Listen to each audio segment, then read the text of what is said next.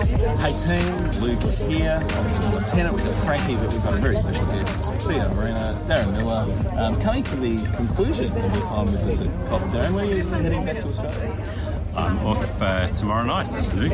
Been here since Wednesday last week, and Thursday this week is my exit date. Yeah. So a substantive engagement with COP. So we've invited Darren on to kind of give him his exit interview, his reflections on what's been a very busy week for you. You've been every time I turn around, you're chairing a panel. I'm chairing a panel. But we've come to the soothing environs of the Bedouin Tent. Oh, we should comment on that. Like we haven't left COP. This is still COP.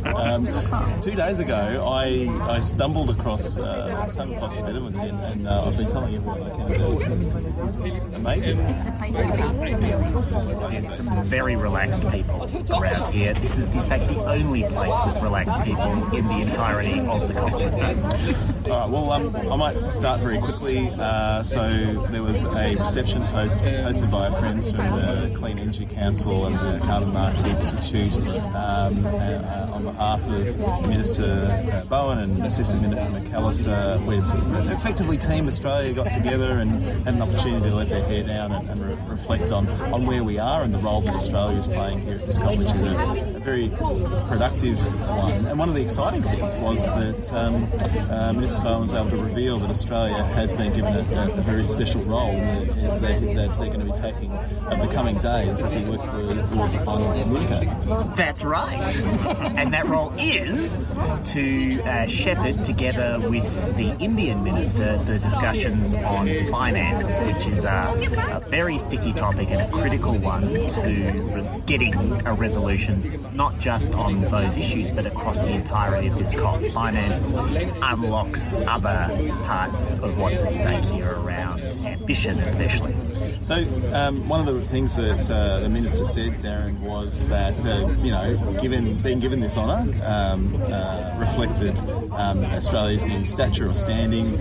Sort of saying, well, Australia's back has been the refrain from the government. Are you feeling like there's a different vibe at this COP and that Australia's been received in a different way as you've sort of circulated the pavilion? And when you haven't been chairing sessions, of course, which is a small percentage of the time. 5 minutes of that. Look, this is my second COP, so I was in Glasgow last year, and to be fair, the actual feeling around is quite similar. There's a lot of the same kind of activity and buzz.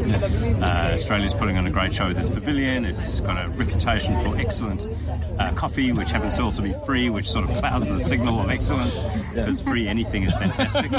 And there's a few displays going on, a few panels falling out of the pavilion, which had to clear the area today, so it's all very exciting. Darren, you're underplaying this because you are the hero that saved some delegates at least from certain someone's life. Because you were the one that identified that this panel was about to fall over and to potentially take someone out, so kudos to you. I feel bad because I was in discussion with somebody and my eyes must have been wandering into the distance and I saw this dodgy panel, so I had to apologise to the person I was talking to and run over and find somebody.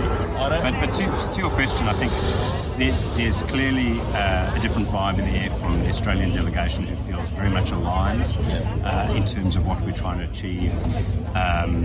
There's a good spirit in the air generally. I think Australia and Brazil are the two countries since last COP that have really substantially changed and improved their commitments and stances, and that's very well recognised. And certainly being in the running for COP31 is something that's important to Australia.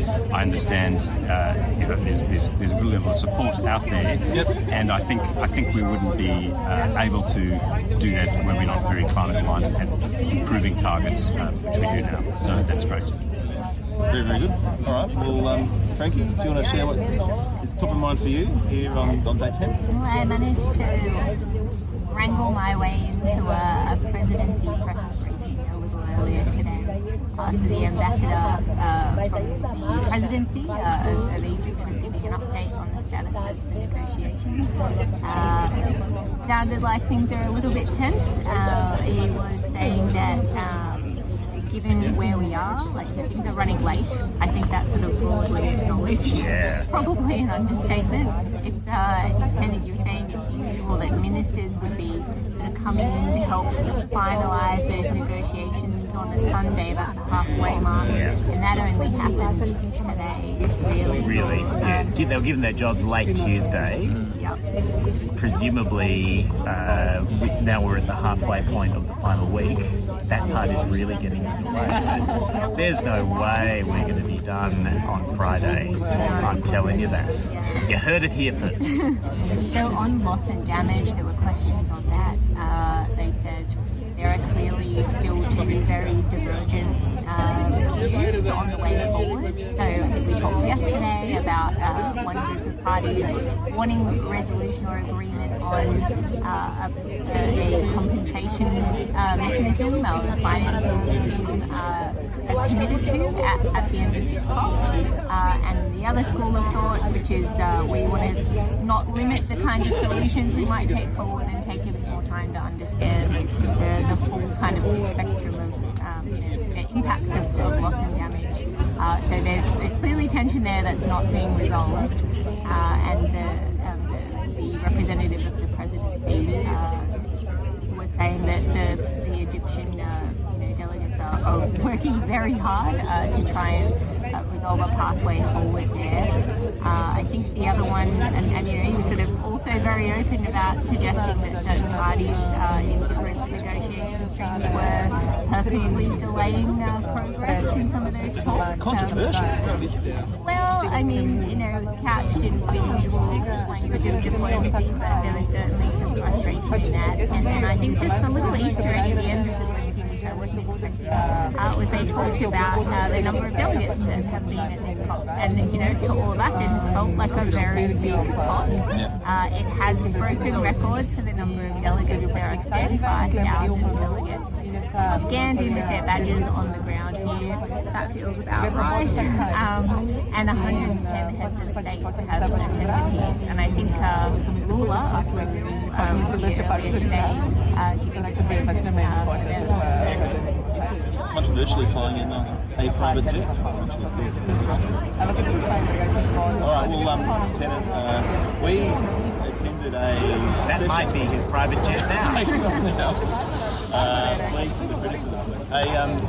Tennant, we went to a session which was at least nominally unpacking the merits of carbon taxes versus cap and trade, which felt very mid-90s to me. But there's some actually fresh insights that emerged Well, it from was this session. described as the frontiers of carbon pricing.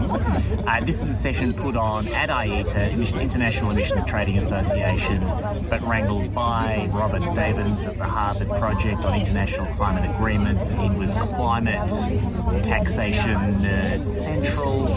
And I think what we saw was a little bit of new thinking and a little bit of the stages of grieving on display because a lot of developments outside of Europe, well, in America and in Australia, feel like they've displaced carbon pricing from the central, overwhelming role that it had to, at best, one tool among many, and at worst, a political impossibility that should be ignored in favour of things like the Inflation Reduction Act, which are very subsidy first, carrots first, industry policy.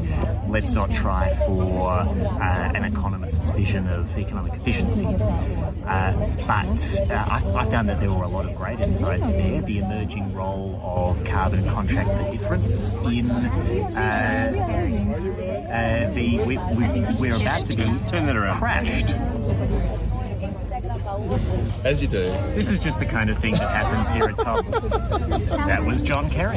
The Pope's coming next. He's still there. Yeah. In the background, looking for a spot to hang out in the Bedouin Tent. We weren't lying. This is the place to be. Sure is. We should go over there and offer him some tea. You think he'll do take two of this? You really do that? Darren, You're out of here, Darren. No, Darren. As long as we stay in your top 3 podcasts, your place in this video is secure. You haven't seen the overnight ranking. No, we're trending down. So anyway, this panel on carbon pricing, it may have mentioned a paper that could potentially form the subject of a future episode of Let Me Sum Up. We'll see, but there is some new thinking as well as some grieving going on in the world of carbon pricing. All right, well, let's bring this home. Darren, as you sort of contemplate your long flight back to Australia, what are going to be your big takeouts from COP27? Yeah, look, I think that it's a flawed process. There's no question about it in my mind. I mean, we're at COP27, and one. And we've been doing this for a long time, and yet we still have a long way to go. For me, the big takeout is we need to carry on. I mean, everybody needs to keep communicating, keep talking. You don't succeed by abandoning discussions and each going into your own sort of world. So we need to keep doing this. We need to try and improve the way we do it. And I think Australia, if we get COP31, will have a lot of things to improve on in terms of how we make an event like this successful and can get the most out of both the experience for people here as well as the outcomes, perhaps, for the event and the ambition we take to that. But for me personally, it's about testing my ideas with world experts, and I've had the pleasure of spending time with the likes of Michael Liebreich and Adair Turner and Fortescue people and Tennant on our panel. To be fair, you can talk to Tennant. I can. He doesn't often answer my calls, so I have to come to far-flung places. No, I'm joking. I have bad reception, Darren. So it's about testing your ideas, getting confidence in the way you perceive things and the way you're thinking, as well as learning new things and being open to that. This is just a magnet, a centre of gravity for people who care about the climate and can do something about it, and it's important to be here and have those conversations. And on your agenda, on the innovation in the Australian context, Australia's got so much to share. Right? As we sort of transition to a high penetration renewable energy system, managing that grid and matching supply with demand and those flexibility services. Like, we're beta testing the 21st century energy system, so the more and more we can use these sorts of events to kind of share those insights and accelerate activity in other parts of the world, give confidence that it will work. Like, that's a significant contribution that we can make to the global conversation. All right. Anything else, Tam? We good? I think we better go chase down John Kerry and tell him that this seat is free. We need to get him to subscribe to the pod. That is true. That would be a shame. Maybe he can join you for your wrap tomorrow. We can only ask. No promises to him.